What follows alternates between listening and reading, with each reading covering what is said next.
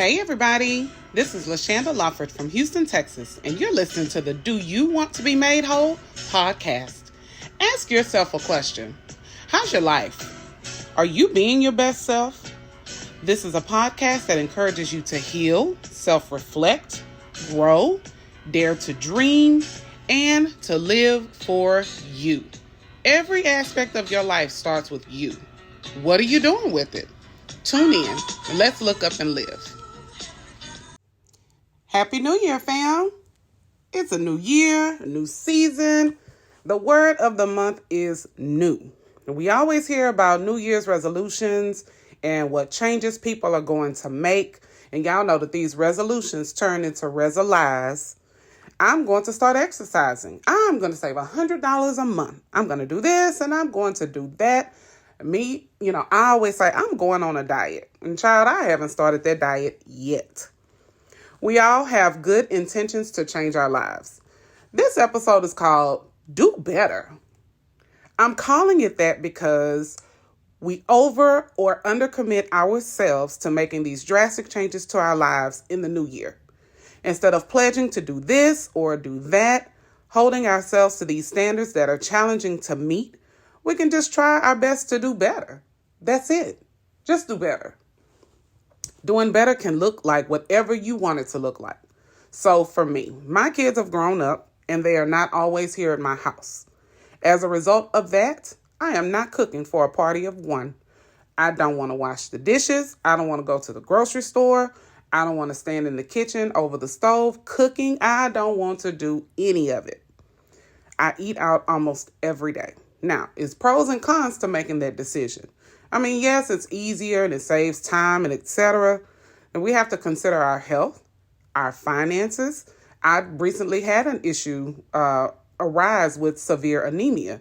So my diet needs to be supplemented with iron-rich foods. Eating out is definitely a financial strain because eating breakfast, lunch, and dinner will cost about $40 to $50 a day if you do all three. I'm going to try to do better by actively meal prepping on Sunday evenings.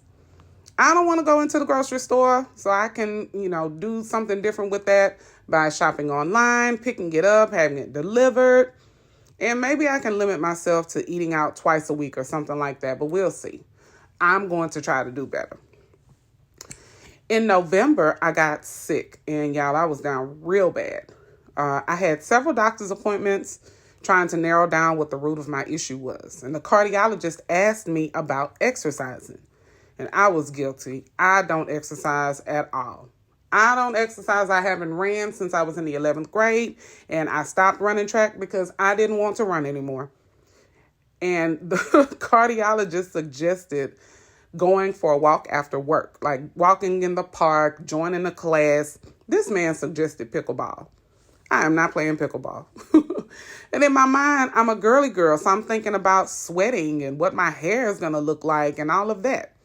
So I have to make a decision to try to do better. So maybe I could start out by walking 3 days a week or join a line dance class. And I guess I can compromise my hair.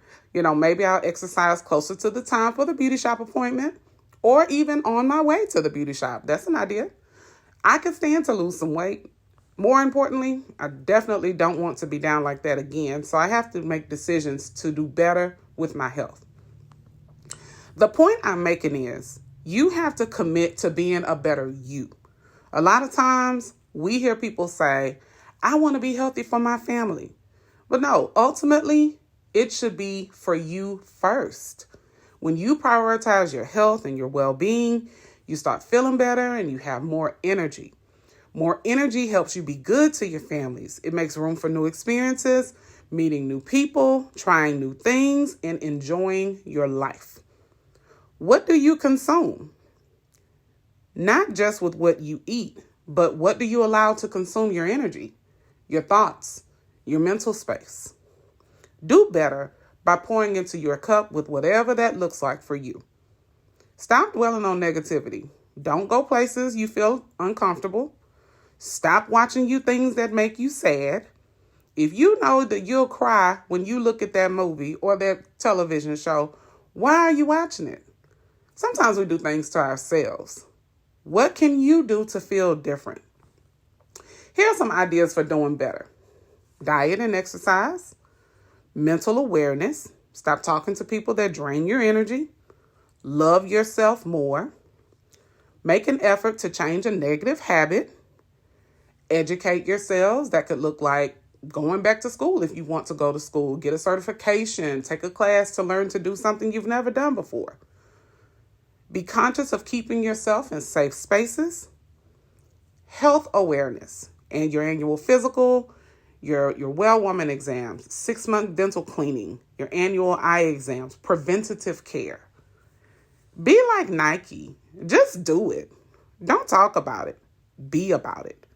You don't have to explain anything to anyone about the changes you make to better your life. Just do better. I pray that you all have a very prosperous new year. I want us all to be our best selves, do big things, and live. Thank you for listening to the Do You Want to Be Made Whole podcast. The key word in this question is you. Yes, you. You can shape your life into whatever you want it to be. You have to be wholesome to yourself first. Declutter your mind. Let go of trauma. Forgive. Be intentional about your healing. Prioritize yourself. I appreciate y'all for listening to my thoughts in hopes that they can add value to your life. We are all blessed to bless others. Share your story and help somebody do better.